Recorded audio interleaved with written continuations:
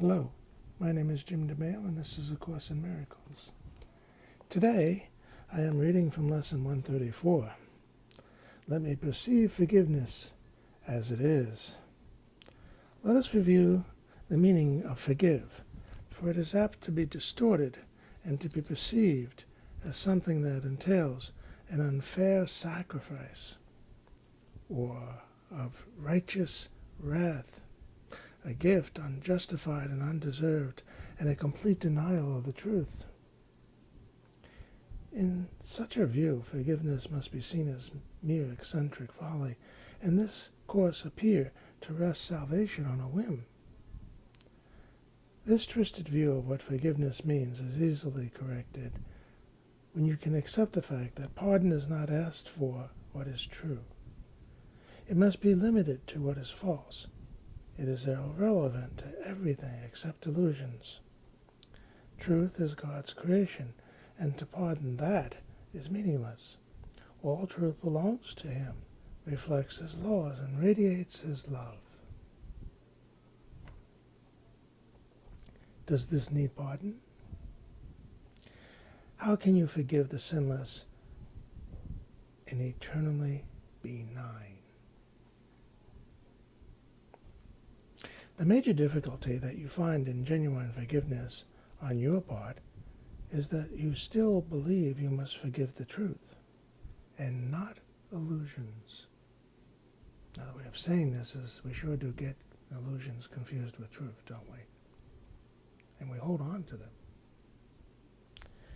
You conceive of pardon as a vain attempt to look past what is there, to overlook the truth in an unfounded effort to deceive yourself by making an illusion true. This twisted viewpoint but reflects the hold that the idea of sin retains as yet upon your mind as you regard yourself.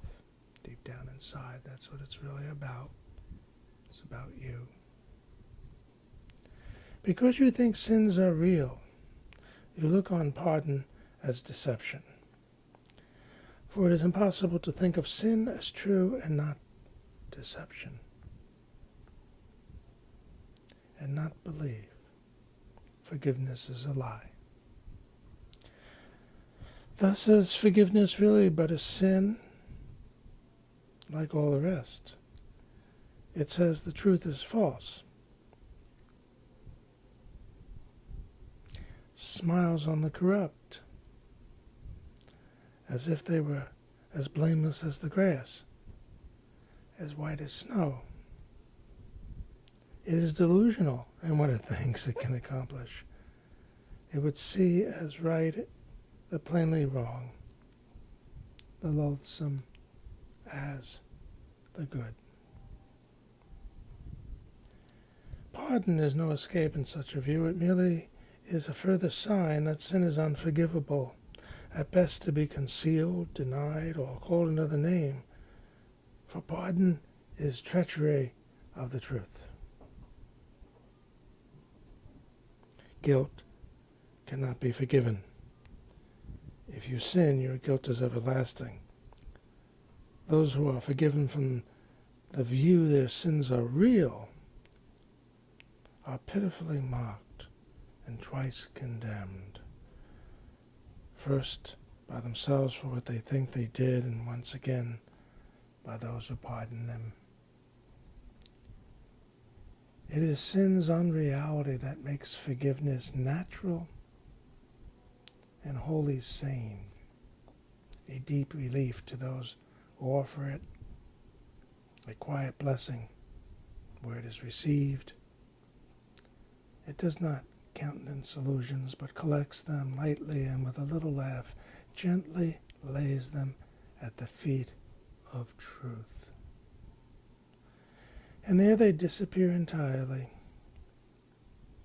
Forgiveness is the only thing that stands for truth in the illusions of the world.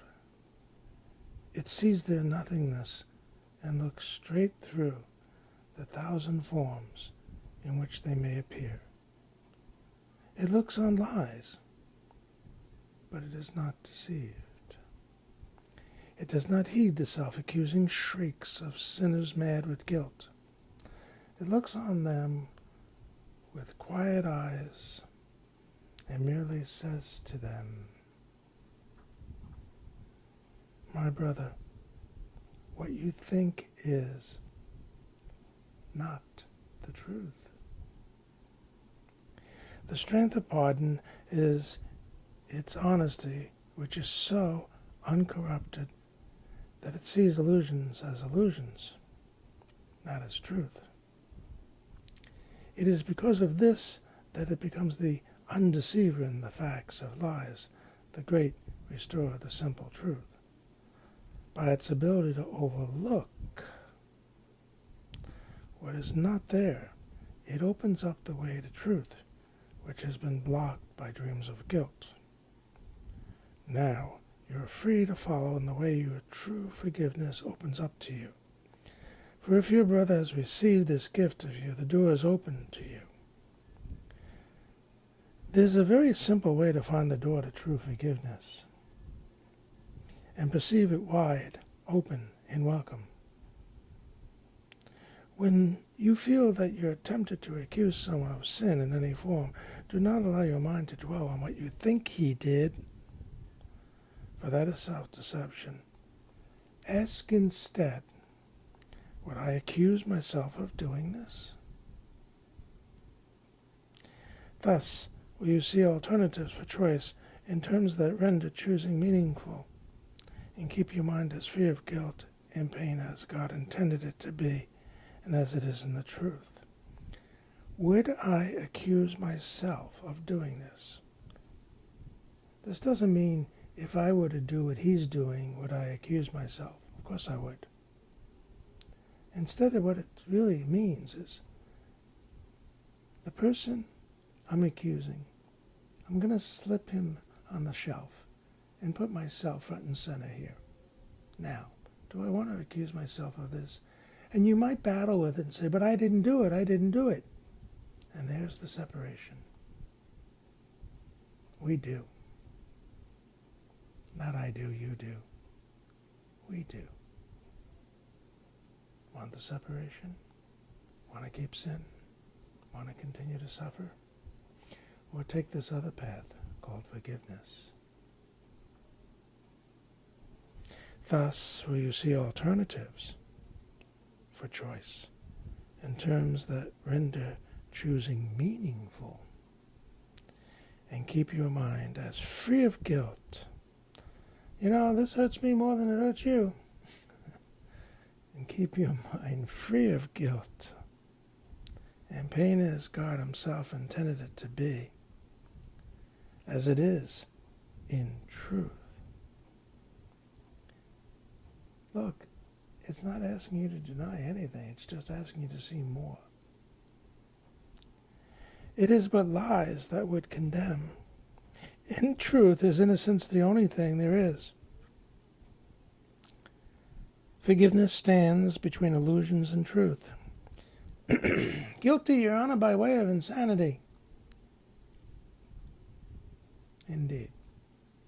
Our mistakes come from thinking we're separate, from thinking we're apart, from thinking there's a lack. It goes on. It's all insanity. Not wholeness.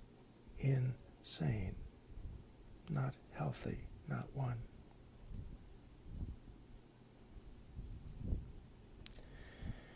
Forgiveness stands between illusions and the truth, between the world you see with perception, with fear, and that which lies beyond, between the hell of guilt and heaven's gate.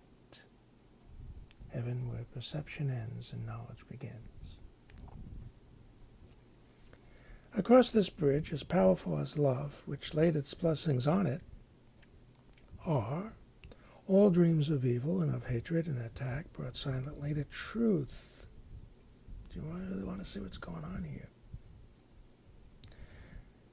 They are not kept to swell and bluster and to terrify the foolish dreamer who believes in them. He has been gently wakened from his dream by understanding What he thought he saw was never there, the bad guy.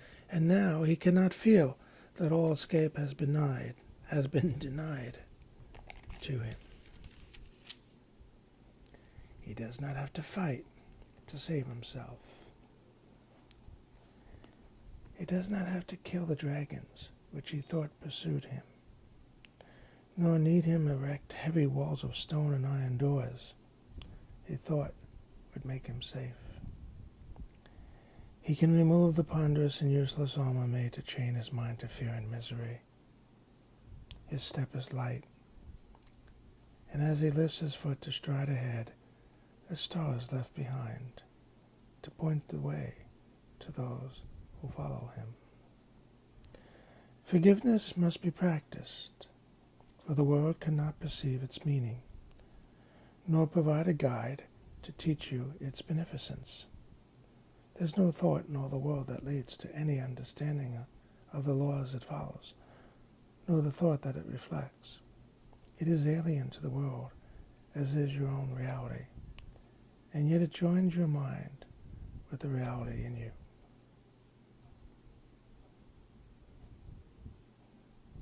Today we practice true forgiveness, that time of joining be no more delayed, for we would meet with our reality. In freedom and in peace, our practicing becomes footsteps lighting up the way for all our brothers who will follow us in the reality we share with them.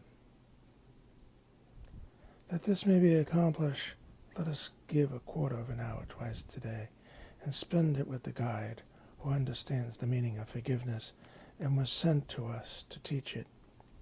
Let us ask of him, let me perceive forgiveness as it is.